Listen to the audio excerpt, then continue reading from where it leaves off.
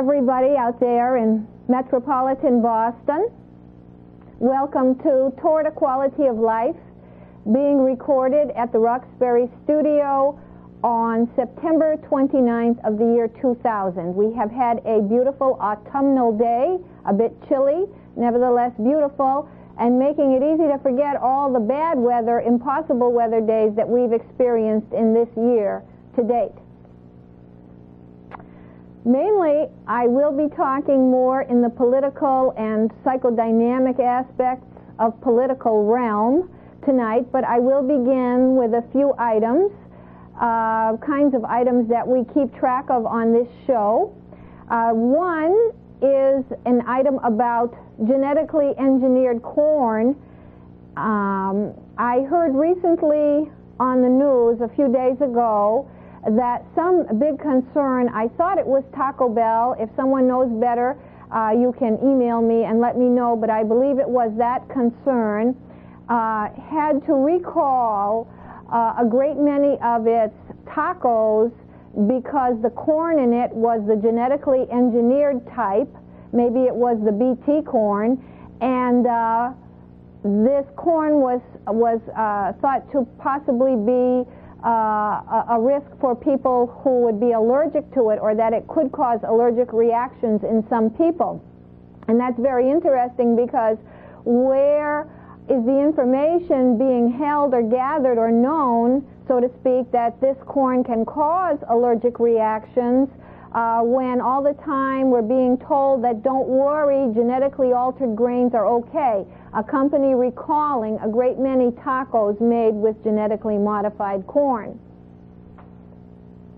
Number two, sometime I have talked about riding on the highway or just or the Commonwealth Mall at Christmas time in the night, both of those things being very lit up, extremely lit up, such that of course you can't enjoy the beauty of what it would be to just be in the dark and have nature around you. Or as far as the Commonwealth Mall went this past Christmas season, all these garish lights were put on the trees, destroying the beauty of the gas lamp look of a quiet and God-given right to walk down the mall in serenity with the true darkness lit barely in the night, the true darkness that, so to speak, descends on us every evening. And in the case of the highway coming down, for example, Route 6A, which is very pretty. Is it Route 3 or Route 6, the route to Cape Cod, after you hit the Southeast Expressway, or when you're coming from the Cape? I think it's Route 6A. Being so nice and clean and fresh and green, and then all of a sudden you'll hit a strip mall or two with garish lights lighting up the sky. What an offensive thing. Bed Bath and Beyond, or whatever is out there. So horrible, such an insult to the senses. And also the idea that of course you can't see what's in the sky, which is so important as is sunshine during the day. You can't see what's in the sky to dream and imagine and fathom and be in awe of this great galactic universe that we are just a tiny speck of.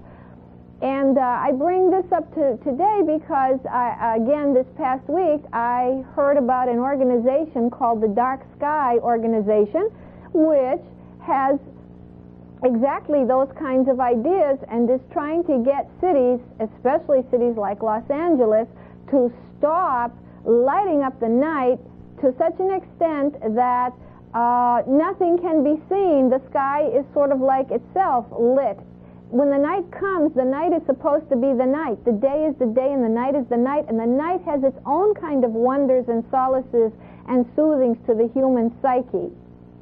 And these kinds of naturalnesses is what is more beneficial and proper for a quality of life for human beings. And when skies and places around us are overly lit, we're missing some of our very birthright to some of the kinds of rhythms and changes of the unintruded and unimposed upon life. I'm reminded of a quote I once read by a journalist who wrote for the Village Voice. Was it Molly Haskell? I can't remember her name. Molly, I believe, was her first name. back in the day when The Voice was a very happening paper.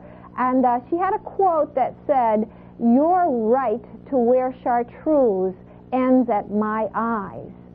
And I didn't know if that were a true statement. I pondered that a while, and I couldn't make up my mind if that were a true statement or not. But this idea of us being able to have unmodified corn, as in the first item I talked about, and for us to have unobtruded skies, the glorious universe the way it is, and pathways and meanderings that are lit enough for practical purposes, but not garishly lit, disturbing the true natural rhythm, are analogical to a statement of us having a birthright to some kinds of practices left natural, such that what really is best for us and best feeling for us doesn't get disturbed or doesn't have hindrances put in its way. Also, of course, we always talk about animals, and a spokesperson from the Dark Sky organization was pointing out how many animals are fouled up when lighting is improper. And I would say even humans that spend a lot of time in neon, humans that are long overdue when daylight is gone, or whose daylight is much too intense even when there is true daylight outside, are disoriented or somehow made worse for the wear and tear. But in the case of animals, in practical terms, birds may not be able to migrate, and turtles may not be able to find their proper places to go to the ocean, because many animals, including us, we humans, in ways we may not know, you have light, a very important sensory capacity and sensory sensor informing us to do who knows what kind, or feel and be what kind of ways. Of course, we know about, I've just had the thought about depression incidents in countries where the winters are darker and longer, or in people when winter and dark comes, as an example of the effects of light on us. We are sensitive to both the presence and absence of light, its frequency, intensity, and quality. Darkness and night relate to natural rhythms, aspects of which should be a more retiring reflexive state rather than engineered stress with invocation to commercial exploitation. And also, speaking of light, sometimes when I see workmen at night on road projects with lights that are so intense, I try to keep my eyes shuttered from them as much as possible if I have to go through them. I'm thinking, what ill effects does this kind of over-illumination have on the human body, have on the human mind, have on the human environment? Now, the third item I'd like to bring out is one about French farmers and their recent, several weeks ago, their recent protests and attempts to close down or prevent businesses like McDonald's from operating in France, and their protest that there was too much fast food globalization of the universe. And I bring this up because it reminds me of how sometimes we, being Americans, may not understand that all people who aren't American don't necessarily feel and think the way we do. But even beyond that just like not having too much light or extreme light or persistent light way beyond the time that it's necessary, similarly, our best interests are not served by having the same homogeneous, high-fat content, less than good for you, less than truly nutritious in the proper balance kind of way, food capitalizing and locating itself the world over for people to have as a way of life. That it should be fairly easy to understand that this is not the best way to necessarily be living, and it should be relatively easy to understand that in France, the country of la bonne vie, if possible, that that people would take offense when they have such a high culture of the art of living, of the quality of life, of aesthetics, of good food, of a proper schedules, proper balance between work and play, at least historically and traditionally, though that is changing very fast. Why and how people could protest, not in my backyard, keep that nonsense out of here. And while we're on the topic of restaurants, if you can call them that, fast food chains like McDonald's, besides, and Burger King, besides complaints that land in South America is being used up to graze cows to provide the hamburger that supplies these places. Besides those kinds of complaints, recently, just this week, the so-called study, which I'm not enamored of all these inane studies. We're studying so much, and yet we're not getting anywhere. We're not really getting to any significant meaning with these studies. All after the fact, trivial results to be looking at to begin with, for the most part, really, and not getting at the meaning and essence of life. But this past week, a study, quote unquote, which showed that teenagers were getting increasingly overweight, dangerously overweight, clogging their arteries with fast food. Why doesn't somebody say, what do you expect when the constant commercial diet is telling you to bring your children to McDonald's to make their day? Even commercials that are saying if you're depressed, if you feel bored, if you have nothing else to do, this can make your life to go to McDonald's. A little more awareness on our part of indoctrination that is working, and practices that are working against quality of life, health and welfare of humanity. Now tonight, I'd like to get on the main subject for the evening, which is some broad review of the liberal and conservative and or reactionary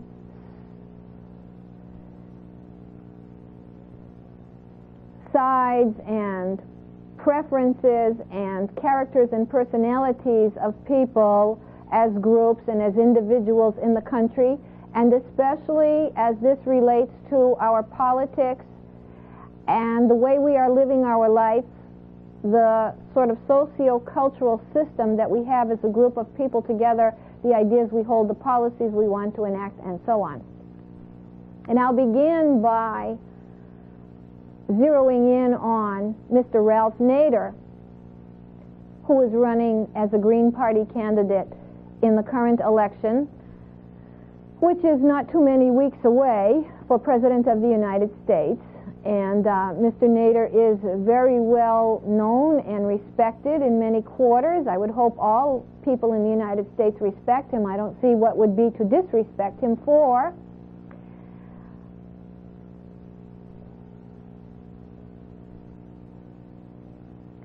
And he is running a fairly good amount of popularity during this contest for the presidency. And in being a candidate this time around, he is criticizing and rejecting both major parties, the Democratic Party and the Republican Party. His main thrust is, of course, that corporations are in control of the economy, in control effectively of the quality of life that we are living, and in control of things which are contrary ultimately to our health and welfare, to our freedom, and to our ability to prosper, and certainly our ability to have more equality and more distribution of the goods and services in our culture. With this, of course, one would have to agree that corporations have much too much power and increasing power. It is getting more thus and so. In fact, some friends and I were saying the other night how nothing in general is ever a bargain anymore. Even when you go online, the possibilities to get really good deals are getting less and less in whatever kind of commodity or service you're trying to purchase.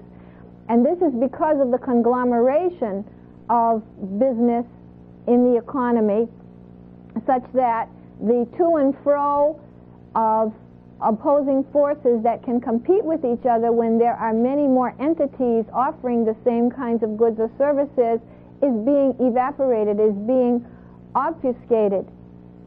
So expect to see even less opportunity for price competition and even quality competition as we go into the future if this kind of structure, socioeconomic and cultural structure, continues to exist. So in this respect, yes, of course, Ralph Nader is very germane and very, very correct, in fact. And also in the respect of what even John McCain had been proposing and proselytizing in his candidacy about campaign finance reform, that big money, which of course would be corporate interest by and large, effectively, even when it comes from individuals, that big money is controlling our politics, and hence not really advancing or facilitating that the politics would be of, for, and by the people. So we have a corporately controlled kind of existence, and it's even getting down to like the food we eat, the games we play, the movies we're going to watch, the work we're going to have, the ways we're going to spend our entire day is not so much emanating from individual choice as being conditioned by the forces that control the economic conditions and commercializations of our existence. And what we really have, in effect, is not a national interest, but a corporate interest, so that we know, too, that corporations truly fly no flag. Corporations go where the going is good, and they squeeze the most they can out of labor, out of resources, so to speak, out of countries, out of laws, out of policies, and with campaign contributions make those policies to their best advantage. But the part about Ralph Nader that I would say is disingenuous this time around, as I mentioned before, is to reject both the Democratic and Republican parties. Of course, he has to, if he wants to try to be the president, condemn them and say that he's the good candidate. That does make sense, and in order to get somewhere, he has to try to keep on propelling himself. It will, of course, be a spoiler for Al Gore. We know that the kind of people who would vote for Nader would be far more likely to vote for Al Gore in general. So my point is, like has been the point taken by many people, that Nader should not be rejecting both parties and should at least concede, which would be very hard to do, I would admit, in the practical circumstance he finds himself in, but to admit that not voting for the Democratic candidate and thereby allowing more of a chance for the Republican candidate is going to move the country further away from the very kind of things that Ralph Nader would want to see in the country. And it's also true that justice cannot be made by the flick of a switch or the snap of a finger or the voting in of one person. And justice cannot be made by a society being either capitalist and or revolted against and communist.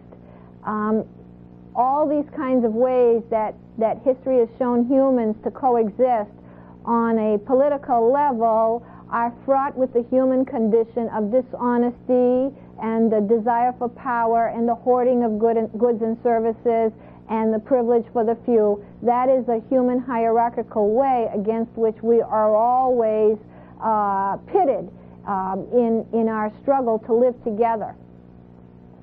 But truly, I bring up this point because there is enough of a great difference between kinds of ideas between those who might be termed liberal, a much maligned term since the years of Ronald Reagan, which in its proper use does not have the meaning it's been plastered with and might be recovering some of its true dignity and worth in the current times. Being liberal and being not necessarily conservative, because conservative can be very solid and a reasonable point of view, but more reactionary and kind of black and white and authoritarian and limited in one's perspective, or single-minded towards a more every man for himself kind of philosophy, a kind of choose philosophy, if you will, a sort of flip way to put a lot of things that you might need to do in your life, like get educated, call them choices, which leave people on their own or either getting help to make these choices or to be able to afford these choices. Those two kinds of sides and perspectives on reality really strongly coexist in the world at large, in history at large, and are prominently notable in the current time and election space, election period that we're in. Now, as I said, the liberal side, and liberal meaning free thinking, and that doesn't mean debauched, that doesn't mean immoral, that doesn't mean a moral turpitude, but it means free thinking, ability to take in ideas that are not one's own, to entertain paradoxical realities, paradoxical truths, if you will, not having to switch to any of them and maybe remain the jury is out on all of them, instead of needing to hold fast to something and rigidly reject other kinds of views, even as matters of realities that can be other than one's own but yet real, depending on to whom they belong under what circumstances. Those two kinds of perspectives give rise to very different kinds of trains of thoughts and eventual policy makings, which of course in practice have a lot to do with compromise and wheeling and dealing and taking a little and giving a little, even of what one may not want to do, but has to do in the end because, again, of the psychodynamics and the politics and the psychological reality of what it's like to be in politics and get things done together when we do have such opposing views, such opposing frames of reference, such opposing or different perspectives on how we see life or how we see a culture or how we see each other or how we think about how a society should be run. And whether a society should be run by corporations purely, completely, and all should be done to not get in the way of profiteering and profit at all costs, or whether a quality of life and the humanity and humanitarianism, secular humanism of how we live together has high value, high moral value in and of itself, with all its permutations and all the kinds of manifestations human beings can come out with in our having to live together with each other in a culture. Now you'll notice with this election, one side, as I said, is for choice kinds of items, not so much on the abortion issue, of course, but choice for schools, meaning you get to choose, but also not having to do with how you get to pay for what you choose, because any money given to you would never be commensurate with what it's going to cost to be educated, especially as things continue to cost more and more, and already would cost too much according to what you'd be getting for money, versus people who say, we want that education to be provided for you. Two very different kinds of views. We want to make it easier. We don't want you to have to be groveling and trying to get what you need. We want to make sure you get what you need.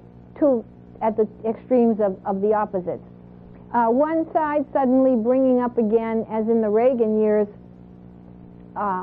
military preparedness, military defense systems. Does this have anything to do, besides being scared and in a black and white world thinking some people are an enemy and the one world hypothesis is out the window, globalization is out the window, a local ethnocentric or xenocentric kind of view is one that one is most comfortable with. Therefore, military preparedness, every kind of defense, aided and abetted by, of course, corporations, which could very much benefit and have great control over how these things play out, could very much benefit from monies being spent in that direction, seeing enemies, making enemies, dealing with people and the world as though it were an enemy, instead of the side that looks more towards negotiation and doesn't play up the military aspects. No, we're not talking about being stupid here and letting down one's defenses, but just the overall perspective and the overall attitude. One seeing enemies, one seeing China as a great threat, the other seeing open doors, not to be stupid, not to not know that, of course, all people will cheat and commit espionage against each other within countries, within and without nationalities, within and without personal situations. But broadly speaking, that some would have more of a focus on negotiation and others would have more of a focus on military build-up and military conflict and military might. Two stark examples of this are, I remember when the Gulf War happened, first of all, the administration at that time was feeding great sums of money to the man in charge of Iraq, such that he was able to build up the military that he did. And then in an about-face, when it became a problem for the oil supply, just shut him down and refused to talk to him, a person who really wanted recognition as an omnipotentate.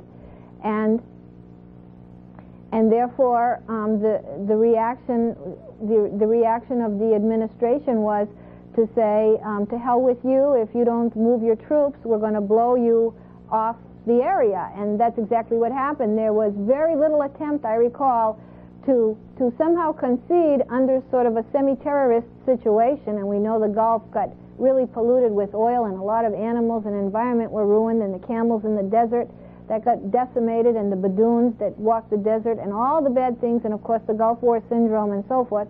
All these preposterous things that happened, so virtually no effort was made towards negotiation.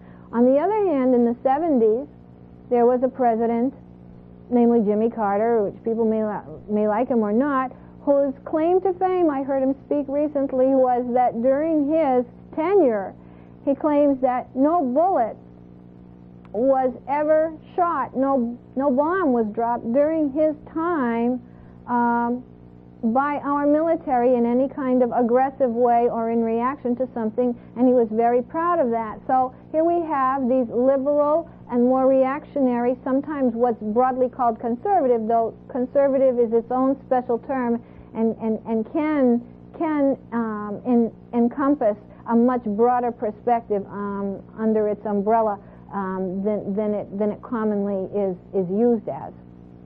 And then we have also hatred. Like I said, making enemies, wanting enemies, seeing enemies, being comfortable with a black and white kind of situation. We have hatred. Now, of course, people with different broad perspectives, such as I've described, would have big differences of opinion, big differences of belief in how they want to go about things.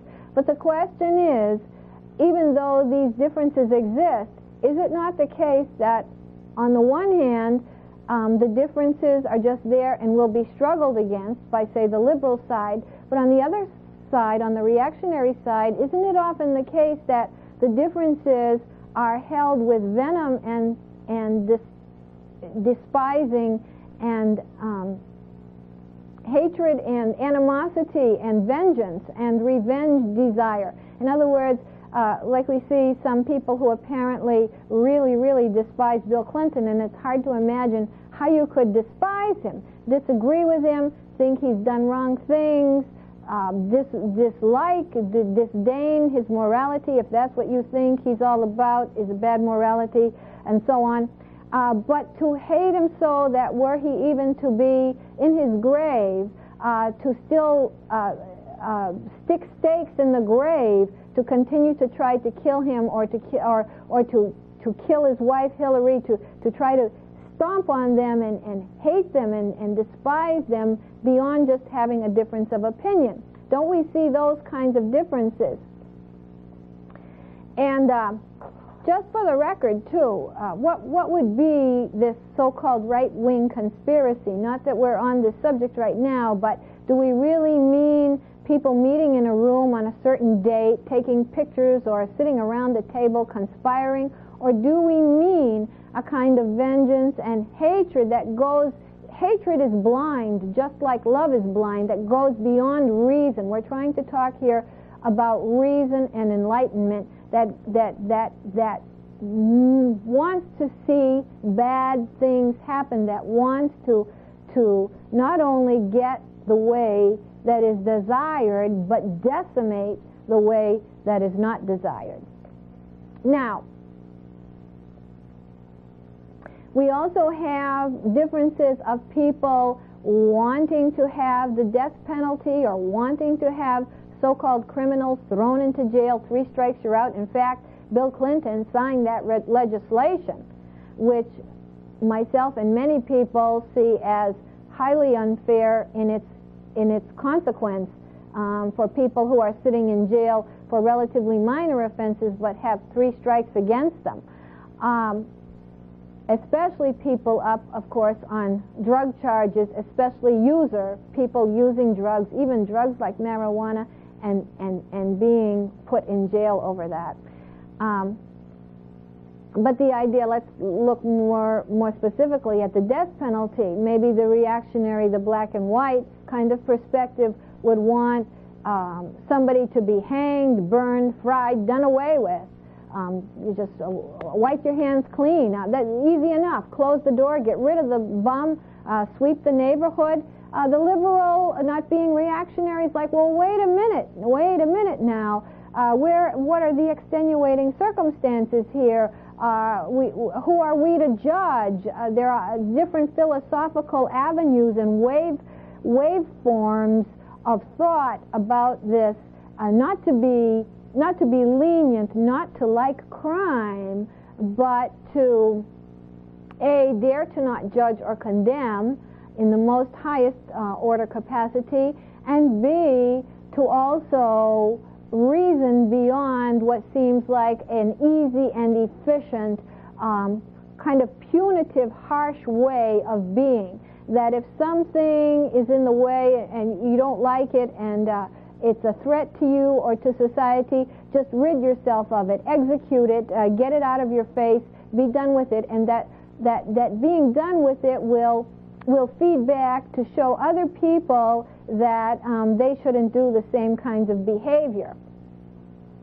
Of course, from a practical point of view, we know that today in this society,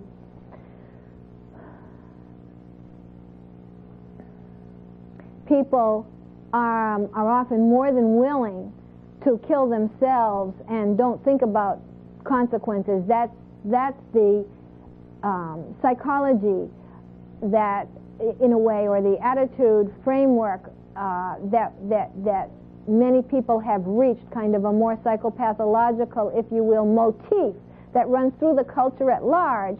Let's not just blame specific individuals. We're a culture with a psychopathological motif throughout, from our wild escapades on the internet to the kind of fodder we put on our media, psychopathological throughout. And the streak of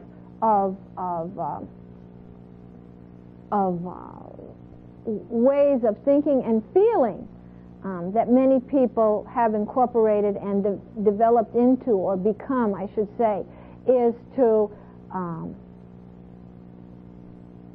not be concerned about the consequences of behavior, even when those consequences are very harsh.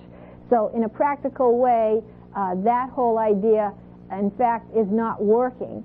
And besides which, even if it were, the liberal may say, but wait a minute, that's not the basis on which we ought to be thinking about these things. We ought to be thinking about things on a more kind, non-judgmental, and merciful wavelength. It doesn't mean, by the same token, and this is the liberal thing that you have to understand, that liberal doesn't mean let all hell break loose, let anybody do anything. It does not mean that we would do stupid things, like let people come out of jail once they have committed heinous crimes, because society as a group has got to be protected, that we wouldn't have some kind of naive faith in most kinds of rehabilitations which effectively can't change the kind of damage that people have already sustained and become entrenched in by the time they commit some most hard-to-believe crimes. Those crimes, by the way, kinds of crimes being fed and shown on television ad nauseum by people who never commit them, but feed them not only to children, but to adults, and who affect our psyche constantly. And I don't say this as a matter of hoping for censorship or anything of the sort, with which I totally disagree. I say this just to remind us that these things aren't only really happening, and we not only really have to be protected against these people who must be sequestered and put away once they do these kinds of things to any one of us, but that we are showing these things and feeding these things both to young and old alike. And don't think these kinds of ideas don't infiltrate us and condition us all to bit by bit more amounts of psychopathic pathology.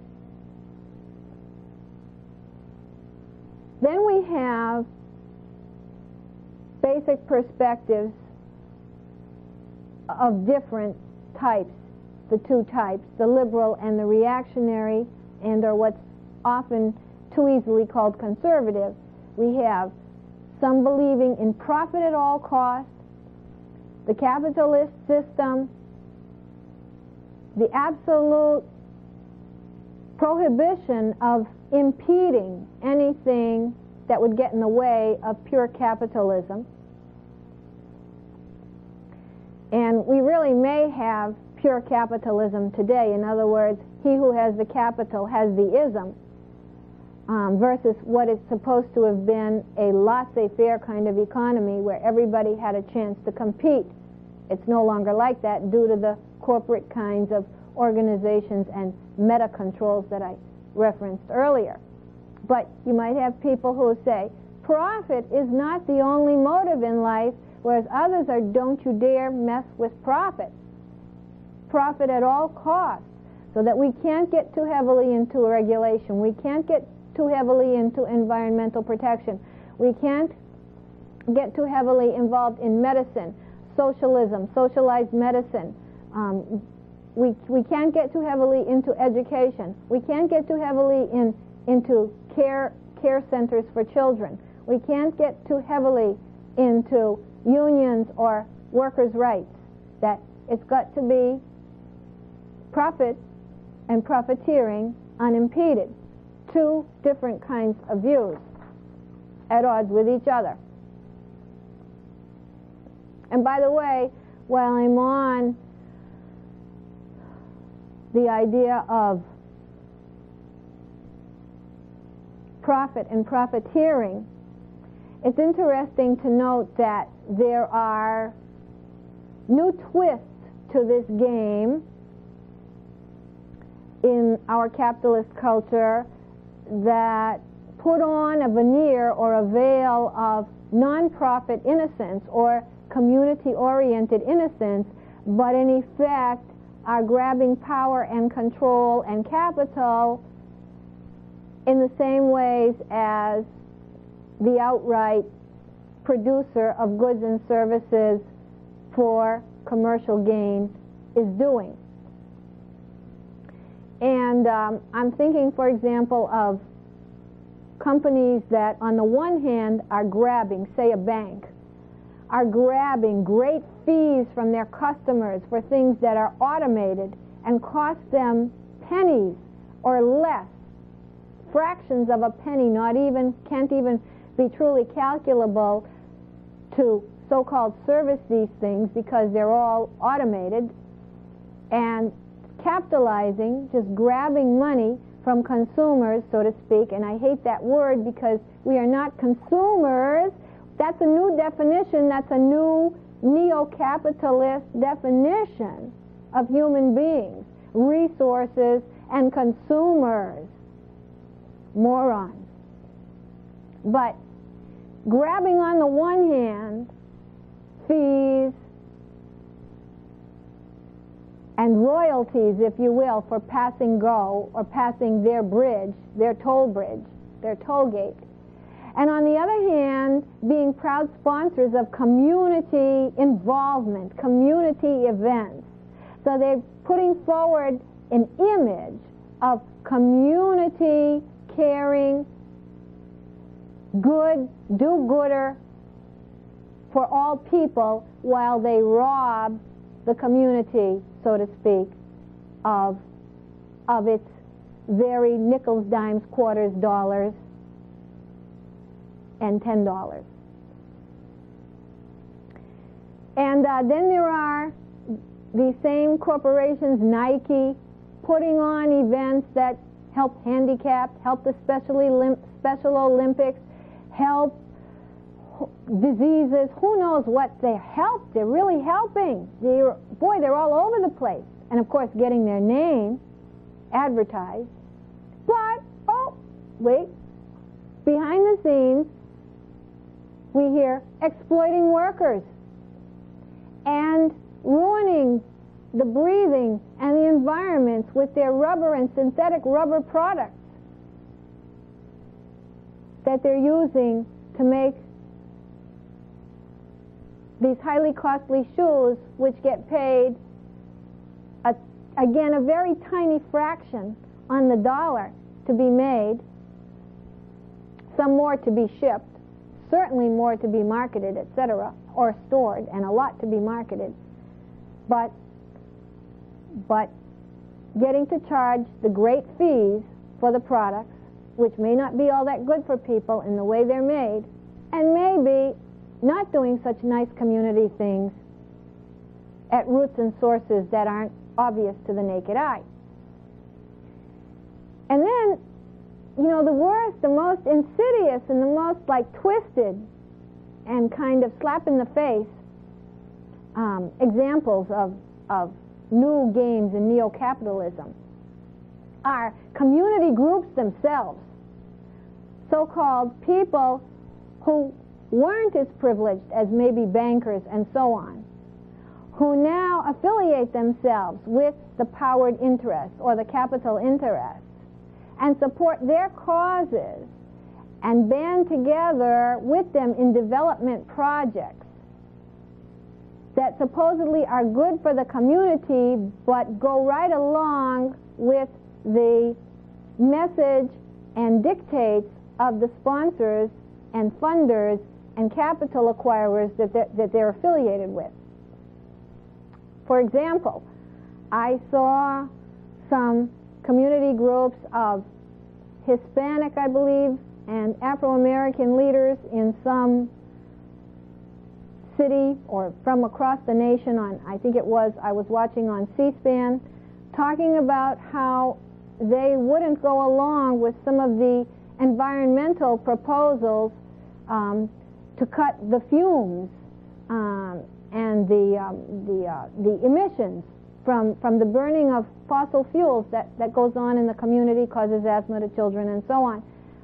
they were towing the party line that this will mean jobs and that we can't be going along with these kinds of regulations, when in fact every human being alive could not have more fundamental benefit than to have a clean environment, good air to breathe. There's no price on that, and their whole logic of how people would be negatively impacted was merely a pretense argument made to fit with the dictates of the capital interests that were sponsoring them. So the world is full of interesting twists, and no matter, it seems to me that no matter what you're supposed to be for, many times the snark is still a boojum, so to speak, that the community interests and the commercial interests are all capitalist interests, and it is every man for himself, and let's see what we can get control of, which is human nature. But we can't just always look to what's so obviously commercial or traditionally commercial to see where capitalism is the dominant pervasive force. But anyway, in sum, not everything and not always is anything or everything about money.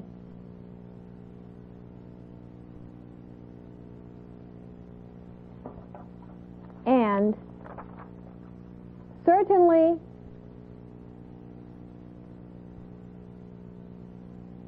you have to have money to live.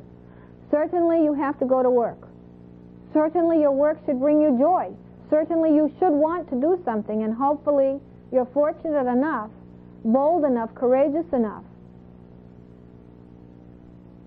clear-minded enough to pursue things that make you happy at the industry that you will find yourself working at, so to speak.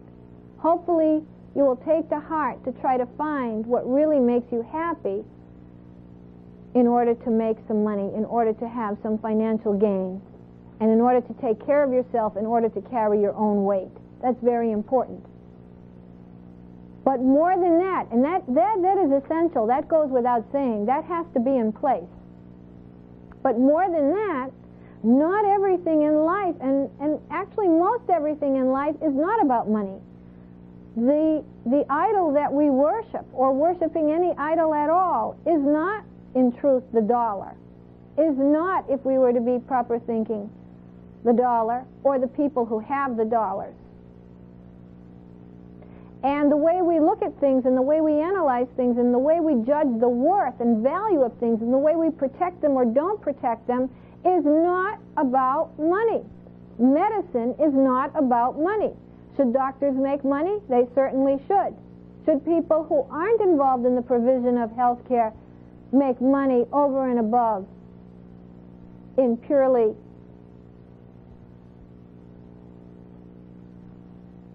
profiteering ways? Most likely not.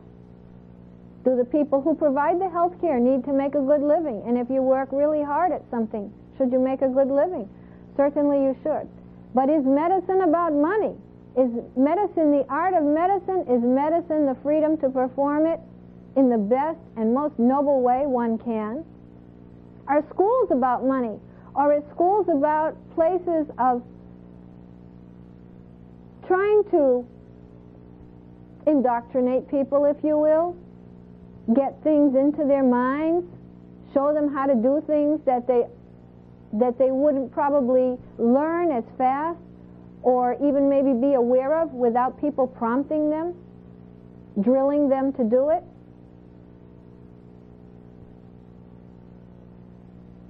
Is your job even about money? Certainly it is, but should you be doing something you really hate if you can help it? Isn't that a horrible thing because it brings you the most money? Or should you try to do what you really love, and maybe, as the saying goes, if you do really do what you love, all things will fall into place. And some people have made very much money because they follow their heart and are doing the things they love.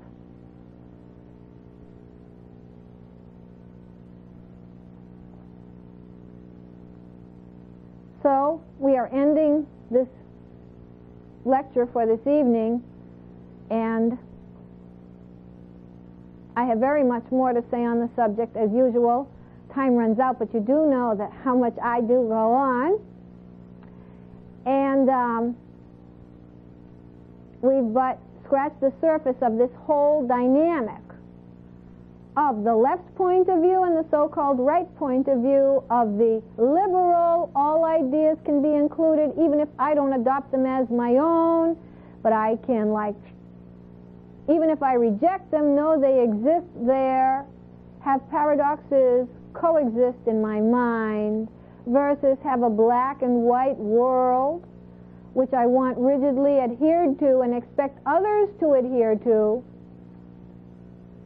and if not, put out the demarcation of them versus me, them versus us, where near the twain shall meet, or where I have to be angry and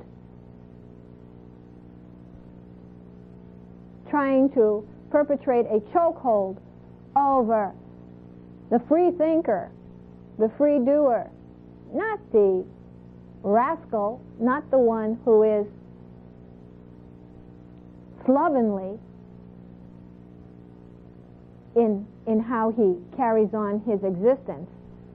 No, I'm talking about enlightened reason of being able to see the absurdity of life, cling to some kind of faith of why one lives whatsoever, and tolerate the many shades of gray, tolerate the many differences, the truths and untruths all together at once, and look for some better way that sort of evens out, even though we cannot just make it with a magic wand, make it with a new government, make it with a different kind of social system or political system, but implicitly work one's way into a more egalitarian, equity, social equity-based kind of system, just system, which is probably the evolutionary thrust of our psyches,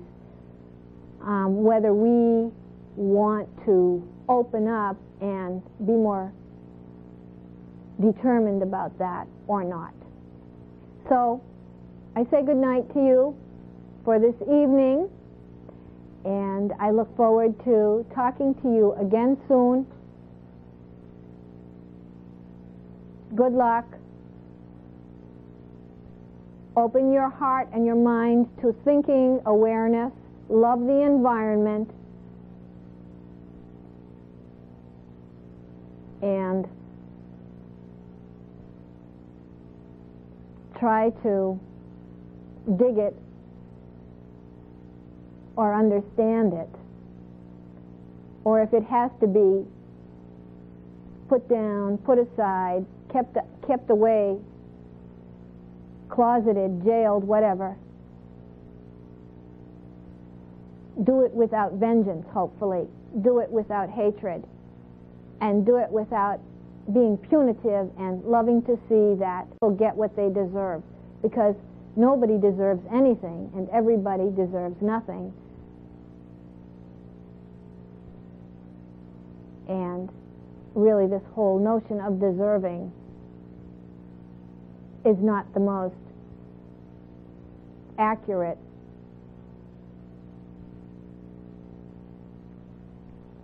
foundation of what we're about as enlightened and psychological, experiencing, essence, being creatures. Good evening. I'm hanging on a corner, nothing special on my mind. Waiting on a corner, wonder what to do with time. Waiting on a corner, wonder what to do with time. I wanna make it lazy, I gotta make it brave.